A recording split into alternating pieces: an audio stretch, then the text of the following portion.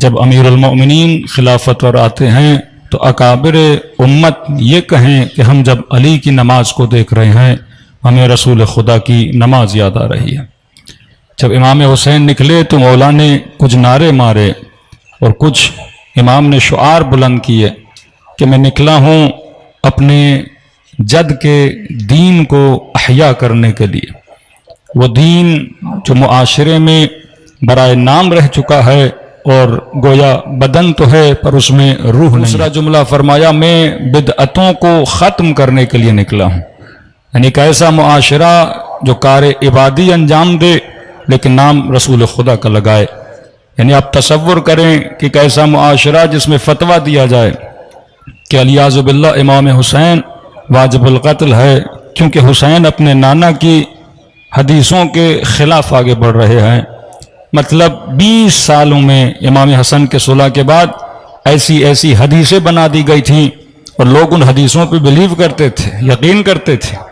جب عراق میں داعش نے خلافت کا اعلان کیا تو یہ حدیثوں کا سہارا لیا کہ بھائی جماعت مسلمین نے ہمارے ہاتھوں پہ بیعت کی ہے، رسول کا فرمان ہے جو جماعت سے ٹوٹ جائے وہ رافضی ہے یا قد رفض، وہ دین سے خارج ہے، اور جو دین سے خارج ہو جائے اس کا قتل ہمارے اوپر جائز ہے۔ تفصیل سے میں IRC میں اس ٹاپک پہ پڑھ رہا ہوں یا صرف اشارہ دے رہا ہوں۔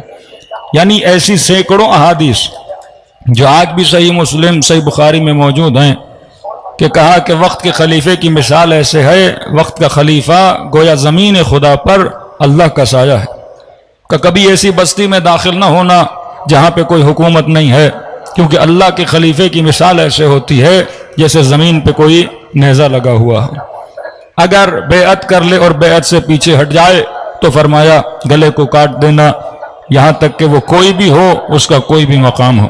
ایسی احادیث بنائی گئیں کہ جن کی وجہ سے لوگ خاموش رہتے تھے۔ ایک اسلامی معاشرہ، لیکن اسلامی معاشرے میں امر بالمعروف اور نہی عن المنکر پہ پابندی تھی۔ آپ حاکم کا فسق و فجور دیکھو، لیکن کا نبی نے فرمایا ہے کہ آپ اس حاکم پہ تنقید نہیں کر سکتے۔ اگر وہ آپ کو آپ کے دین سے نکال بھی رہا ہے پھر بھی فرمایا کہ اگر آپ نکل بھی جاؤ تو گناہ آپ کے سر پر نہیں ہے، اللہ کو کہنا خدایا تو نے کہا تھا کہ حاکم کچھ بھی کرے اس کے خلاف کوئی اقدام انجام نہ دینا۔ تو ایک طرف یہ حدیثوں کی بھرمار، دوسری طرف قیام امام حسین، کہ امام حسین نے اپنے کردار سے یہ بتایا کہ یہ جو کچھ تمہیں بتا رہے ہیں یہ میرے نانا کی نہ سنت ہے نہ میرے نانا کا فرمان ہے نہ یہ دین خدا ہے۔ وہ خدا جو بندوں کو عدالت کا حکم دے، وہ خدا جو بندوں کو نیکی کا حکم دے، کیسے ممکن ہے وہ کسی ایسے حاکم کو برداشت کر دے جو اسی خدا کی شریعت کو کیا کرے، پامال کرے۔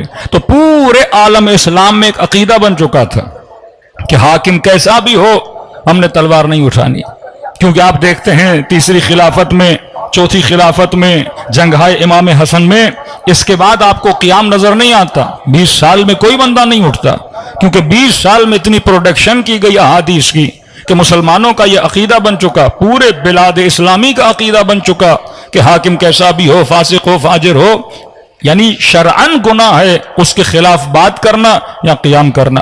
اب جب عوام نے بات کرنا چھوڑ دی تو فساد عام ہو گیا۔ اب یہ معاشرہ یزید کو ایکسیپٹ کرنے کے لیے تیار ہے۔ صرف اہل کوفہ میں تھوڑا شعور تھا جو یہ زبان پہ تو لاتے تھے لیکن وہ بھی تیار نہیں تھے کہ یزید کے خلاف تلوار اٹھائیں۔ تو امام حسین نے خروج کر کے یہ ساری احادیثوں کو جو طرف نسبت دی جاتی تھی اپنے کردار سے بتایا کہ رسول نے کہا حسین منی وانا من الحسین، حسین مجھ سے ہے میں حسین سے ہوں۔ فرمایا اگر کبھی یہ پریشانی کا عالم آ جائے کہ واقعی حق کیا ہے باطل کیا ہے تو فرمایا حسین کو دیکھنا۔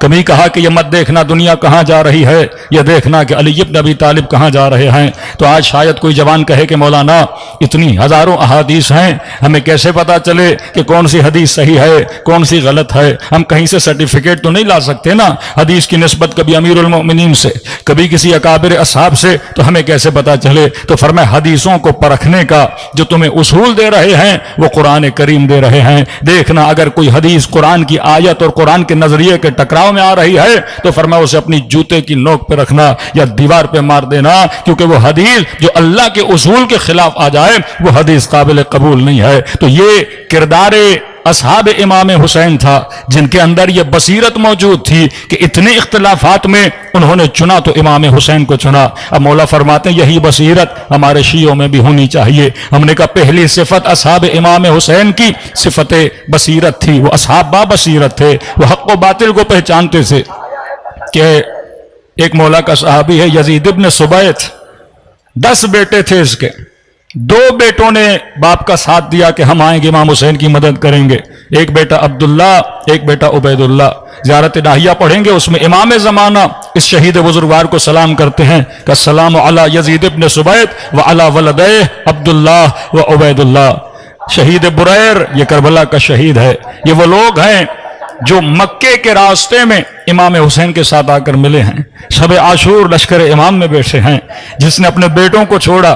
اب 10 بیٹے، 2 بیٹے ساتھ دیتے ہیں، دوسرے بیٹے ساتھ نہیں دیتے۔ یہ وہ تھے جو اصحاب با بصیرت تھے، جن کو پتا تھا حق کیا ہے باطل کیا ہے۔ تو ہم نے کہا پہلی صفت اصحاب امام حسین کی صفت با بصیرت ہونا ہے کہ انسان جتنا بصیر ہوگا وہ فتنوں سے بچے گا، انسان جتنا قرآن کے اصولوں کو پڑھے گا وہ ایسی غلط احادیث سے بچ پائے گا اور اپنے ایمان کو بچا پائے گا۔ تو یہ فرش عزا امام حسین ہمیں صحیح راستہ دکھانے کے لیے ہے۔ فرمایا اے مومن با بصیر بن اصحاب حسین کی طرح۔ دوسری صفت جو ہم نے بتائی وہ تھا ایکسپٹنس آف ولایت۔ جب تک علی کا چاہنے والا کمپلیٹلی ولایت کو ایکسپٹ نہیں کرتا۔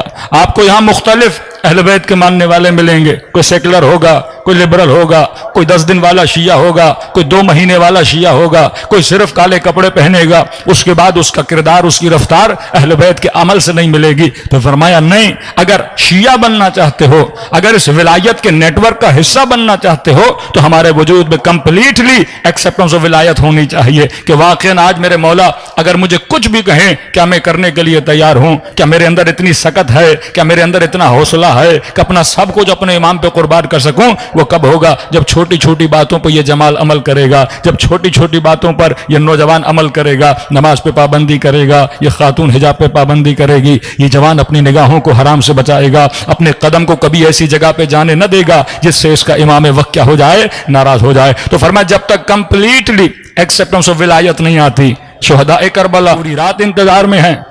جناب قاسم کی والدہ گرامی، اب دنیا کی مائیں تو بچوں کے لیے جاگتی ہیں کہ بچہ بچ جائے، میں دنیا سے جاؤں تو چلی جاؤں۔ جب کسی انگریز خاتون نے کربلا کا واقعہ پڑھا کہ مجھے سمجھ نہیں آتا، ماں کبھی نہیں چاہتی کہ بیٹا مر جائے، لیکن یہ کربلا کی ماں بڑی عجیب ہے، جسے پتا ہے کہ جہاں بیٹے کو بھیج رہی ہوں وہاں تیر و تبر ہے، وہاں تلوار ہیں، بدن ٹکڑے ٹکڑے ہو جائے گا، لیکن یہ کیسی ماں ہے جو بیٹے کو کریے میرے لال کل مجھے شرمندہ نہ کرنا کہ یہ کہیں کہ اس نے فلاں کا دودھ پیا ہے، یہ ماں کے دودھ کا اثر ہے، کل ایسے لڑنا جیسے تمہارا بابا حسن لڑا کرتا تھا۔ یعنی مائیں تمنا کر رہی ہیں، جناب رباب خیمے میں بیٹھ کے رو رہی ہیں کہ مولا میرا بیٹا اتنا چھوٹا ہے، تلوار نہیں اٹھا سکتا، اکبر میدان میں جائے گا، قاسم میدان میں جائے گا، اونو محمد میدان میں جائے گا، لیکن میرا بیٹا چھوٹا ہے۔ امام حسین حوصلہ دے رہے ہیں، رباب کل میں تمہارے اصغر کو اپنے اکبر سے آگے بڑھا دوں گا۔ یہ کربلا میں ولایت پذیری ہے کہ سب کچھ قربان کرنے کے لیے تیار ہیں۔ جناب حجر ابن عدی سر کٹا دیا، بیٹے قربان کر دیے، بھائی شہید ہو گیا، 8 ساتھی قربان کر دیے ولایت پذیری کی خاطر۔ تو اس مکتب میں اگر رہنا ہے تو ایکسپٹنس آف ولایت کمپلیٹ ہونی چاہیے، جس طرح اصحاب امام حسین میں تھی۔ کیوں بارہا روایتیں ملتی ہیں چھٹے امام سے کہ ہے کوئی جو تنور کے اندر چلا جائے، ہے کوئی آگ کا انگارہ ہاتھ پہ لے لے۔ لوگ بڑی بڑی باتیں کرتے تھے، لیکن بات جب تنور کی آئی سارے پیچھے ہٹ گئے، بات جب جان دینے کی آئی سارے پیچھے ہٹ گئے، بات جب نبی خدا کا وہ صحابی جس کو رسول نے کہا تھا اتنی مال کی دعا نہ کر کہ یہ نہ ہو جائے تو مجھ سے دور ہو جائے ثعلبہ، لیکن یا رسول اللہ دعا کیجیے اللہ مجھے مالدار بنائے، بڑا شوق تھا اس کو مالدار بننے کا۔ رسول خدا پر جب اصرار ہوا تو نبی نے دعا کے لیے ہاتھوں کو بلند کیا، کہتے ہیں اس کا کوئی رشتہ دار مر گیا، اس کا کوئی وارث نہیں تھا اور اس کی ساری ملکیت ثعلبہ کو مل گئی۔ اب اس نے کہا کہ شہر کے باہر فارم ہاؤس بناؤں گا، وہاں جا کے رہوں گا۔ وہ بندہ جو ڈیلی رسول خدا کی نماز میں آتا تھا، باہر گھر بنایا، بکریاں بنی، مال و منال بنے، اب اس نے مسجد میں آنا بھی چھوڑ دیا۔ یہاں تک نبی نے کسی کو بھیجا زکوٰۃ لے کر آؤ، کہنے لگا ہم کو یہودی ہیں کہ جزیہ دیں، کہ یہ جزیہ نہیں ہے، یہ زکوٰۃ ہے، یہ حق دین ہے، دینا پڑے گا۔ کہ جا کر کہو بڑی مشکلات کے بعد میں امیر بنا ہوں، اب ساری دولت دے دوں۔ رسول خدا نے پھر آنکھوں میں آنسو آئے کہ وائے ہو ثعلبہ پر، وائے ہو ثعلبہ پر، میں نے کہا تھا مالدار ہونے کی دعا نہ کر، دور ہو جائے گا۔ ہر انسان کا اپنا ظرف ہوتا ہے، ہر انسان کی اپنی کمزوری ہوتی ہے۔ حضرت موسیٰ کے کزن ہیں جناب قارون، دیکھیے جہنمی بن گیا قارون، پہلے بڑا نیک تھا، پہلے حضرت موسیٰ کے ساتھ گھومتا تھا، کیا بنا؟ مال و منال کی دولت کی وجہ سے حضرت موسیٰ سے ٹوٹ گیا۔ تو انسان کو پتہ ہونا چاہیے میری کمزوری کیا ہے۔ تو جب تک کمپلیٹلی ایکسیپٹنس آف ولایت ہمارے وجود میں نہیں آتی، ہم کبھی بھی صفات اصحاب اہل بیت کو پیدا نہیں کر سکتے۔ تیسری صفت سارعوا الی الخیرات، اے مومن جتنا ہو سکے کار خیر میں جلدی کیا کرو۔ یہ مت کہو کہ مثلا نماز پڑھنی ہے، قضا نمازیں ہیں تو 2 دن کے بعد پڑھوں گا، فلاں کے لیے کوئی قرضہ ہے تو وہ 4 دن کے بعد دوں گا، ارے بوڑھا ہو جاؤں گا تو نیکیوں کو انجام دوں گا، ابھی تو میں جوان ہوں۔ فرمایا نہیں، سارعوا الی الخیرات، یہ آپ کی ٹائمنگ بڑی اہم ہے کہ صحیح وقت میں صحیح فیصلہ کرنا۔ کہ کربلا میں حر نے صحیح ٹائمنگ پہ فیصلہ کیا، جناب وہب نے صحیح ٹائمنگ میں فیصلہ کیا، کہ یہ تعجب کا مقام ہے کہ ایک وہ حبیب ابن مظاہر جو 80 سال کا عابد ہے، اتنی نمازیں، اتنے روزے، اتنی عبادات انجام دی ہیں، اور وہب قلبی 2 دن کے اندر وہ مقام پا جاتا ہے جو حبیب کو مقام مل جاتا ہے، حبیب کی طرح شہید ہو جاتا ہے۔ مطلب جو سفر حبیب نے 80 سال میں طے کیا، وہب قلبی نے 2 دن میں طے کر دیا۔ وہ سفر جناب حر نے 1 دن میں طے کر دیا، وہ سفر جناب زہیر نے چند دنوں میں طے کر دیا۔ یہ ہماری ٹائمنگ ہے کہ ہم کس وقت کون سا فیصلہ کرتے ہیں۔ یہ ایک ہی آن کا فیصلہ ہوتا ہے کہ انسان کو جہنمی بناتا ہے، انسان کو جنتی بناتا ہے۔ تو فرمایا جہاں تجھے خیر نظر آئے اس کی طرف دوڑو۔ بعض اوقات کل میں نے تفصیل سے پڑھا کہ جوانوں کو نہیں پتا ہوتا خیر کیا ہے، شر کیا ہے۔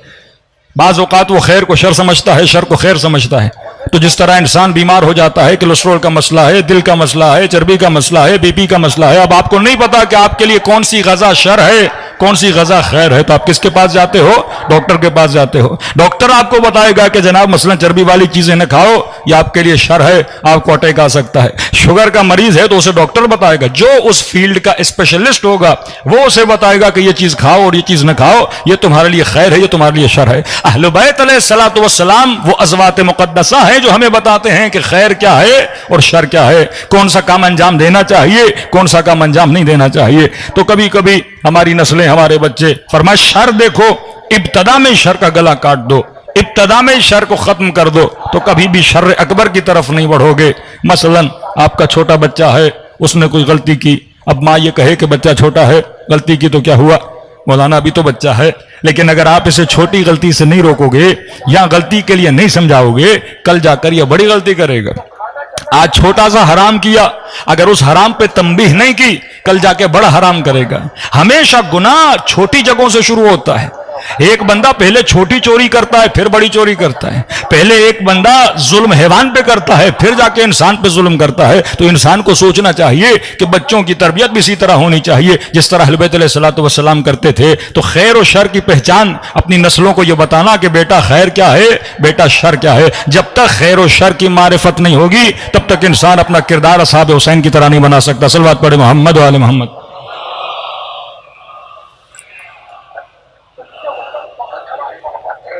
اب معصوم فرماتے ہیں 4 چیزوں کے لیے، فرماتے ہیں اللہ نے جس کو 4 چیزیں عطا کی، یہ 4 صفات اگر کسی مومن میں آ جائیں، کسی علی والے میں آ جائیں، اسے خیر دنیا بھی ملا، اسے خیر آخرت بھی ملا۔ من اوتی 4 خصال، جس کے پاس یہ 4 چیزیں آ گئیں، خدا نے اسے خیر دنیا بھی دیا، خیر آخرت۔ پہلی صفت فرمائے ورع، اللہ ایک بندے کو ورع عطا کرے علی محارم اللہ۔ یہ ورع ایک صفت ہے۔ کل میں نے مثال دی تھی گاڑی کی، آپ گاڑی چلاتے ہیں، اب آپ کو کنٹرول ہے کہ میں نے کہاں بریک لگانی ہے، کہاں بریک نہیں لگانی۔ ایک بندے کو اتنا کانفیڈنس ہے کہ مولانا سامنے ٹرک بھی آ گیا، کچھ بھی ہو جائے، لیکن مجھے کنٹرول ہے کہ میں 100 کی اسپیڈ کو 70 پہ لا سکتا ہوں، 60 پہ لا سکتا ہوں۔ جس مومن کے اندر صفت ورع ہے، معصوم فرماتے ہیں اسے خیر دنیا بھی مل جائے گا، خیر آخرت بھی مل جائے گا۔ کبھی کبھی مشکل ہوتا ہے حرام پر آنکھیں بند کرنا، کبھی مشکل ہوتا ہے جو ہمیں لالچ دی جاتی ہے اس لالچ کے سامنے رک جانا۔ یہ ورع تھا جناب حر کے اندر۔ جب امام حسین نے کچھ کہا، اس صفت ورع کی وجہ سے حر نے کوئی جملہ امام حسین کو نہیں کہا۔ یہ صفت ورع تھی جس نے جناب یوسف کو بچایا۔ یہ صفات ورع ہے جو انسان کو گناہ سے بچاتی ہیں۔ تو فرمایا اگر کسی کے اندر ورع ہے جس سے وہ انسان پروردگار عالم جس جن چیزوں سے روکا ہے ان سے رک جاتا ہے، یہ سمجھو خیر دنیا اور آخرت ہے۔ دوسری چیز فرمایا حسن الخلق، جب تک انسان خوش اخلاق نہیں بنتا، فرمایا یہ صفت خوش اخلاقی اگر کسی کے اندر آ جائے اسے خیر دنیا بھی ملا، خیر آخرت بھی ملا۔ کیوں فرمایا کہ مومن کا چہرہ ابوس نہیں ہوتا، ابو سنقم طریرہ قرآن کہتا ہے، جہنمیوں کی نشانیاں ہیں ابو سنقم طریرہ، ان کے چہرے مرجھائے ہوئے، مایوسی میں ڈوبے ہوئے، لیکن فرمایا جو ہمارا چاہنے والا، جو بندے مومن، جو بندے مسلم ہے، جو رسول خدا کا چاہنے والا، اہل بیت کا چاہنے والا، فرمایا اس کی صفت ہے حسن الخلق۔ اگر یہ دنیا سے بھی جائے تو مومنین تمنا کرتے ہیں کتنا اچھا بندہ تھا، اسے یاد کرتے ہیں۔ مومن کا مطلب لوگ 1 گھنٹہ آپ کی صحبت میں بیٹھنا چاہیں۔